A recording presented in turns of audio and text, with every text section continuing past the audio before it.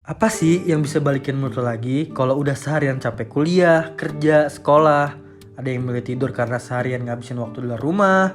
Ada juga yang milih buat nongkrong karena baru punya waktu buat kumpul. Ada juga yang ngabisin waktunya di kamar sendirian sambil scroll TikTok, nonton film, atau cuman sekedar buka YouTube dan cari hiburan.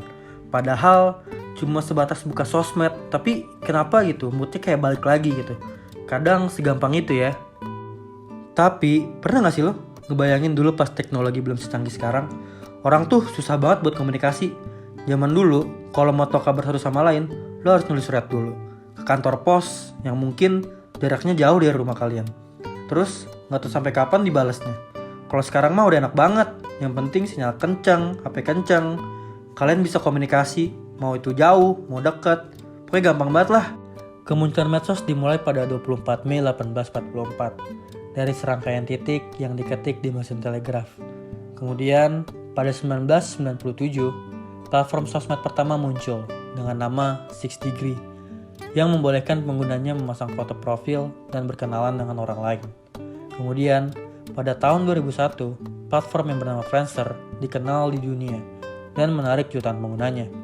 Mungkin yang kelahiran tahun 80 sampai 90-an tahu nih gimana aplikasi ini digunakan dan jadi favorit lah pada kala itu. Friendster juga digemari karena banyak kelebihan yang bisa dirasain. Kita nggak bisa dapetin berita hoax dari sana.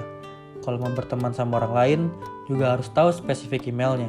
Dan namanya jadi lebih selektif buat berteman sama orang lain. Terus, di sisi lain ada MySpace yang menyediakan fitur untuk penggunanya dengan berbagai musik favorit di profil mereka.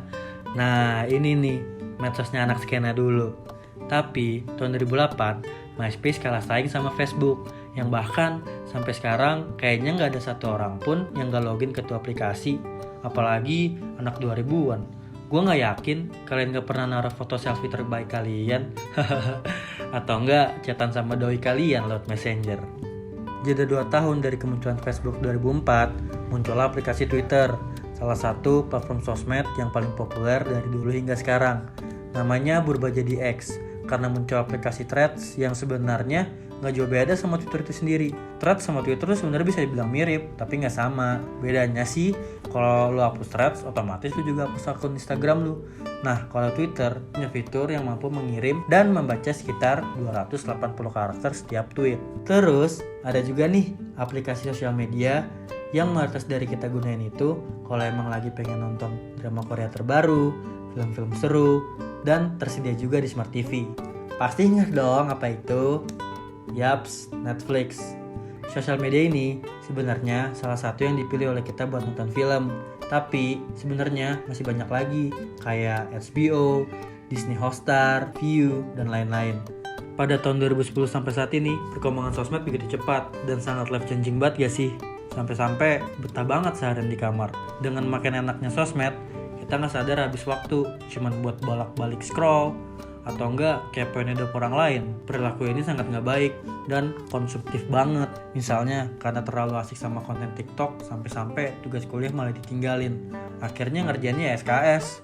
Terus kerjaan lu jadi terburu-buru, gak fokus. Terus hasil yang lu dapet juga jadi kurang maksimal. Awalnya ya cuman mikir buat nyegerin pikiran karena lihat sesuatu yang lucu, malah jatuh jadi kecanduan dan tergantungan.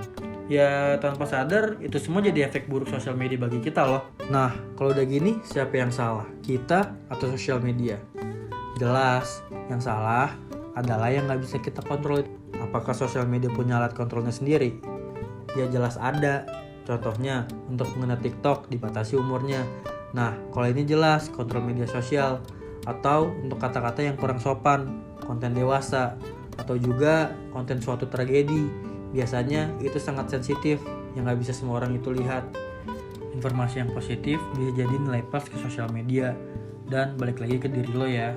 Ya jadi jangan sampai sosial media yang mudah-mudah dipakainya malah ngambat diri lo buat lakuin hal-hal positif. So jangan terlalu banyak buang waktu buat cuman sekedar menikmati fitur sosmed yang dikasih.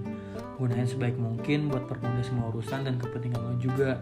Ya paling gitu aja sih sob dari gue. Terima kasih sudah menonton video ini. Sampai jumpa di video selanjutnya. Bye!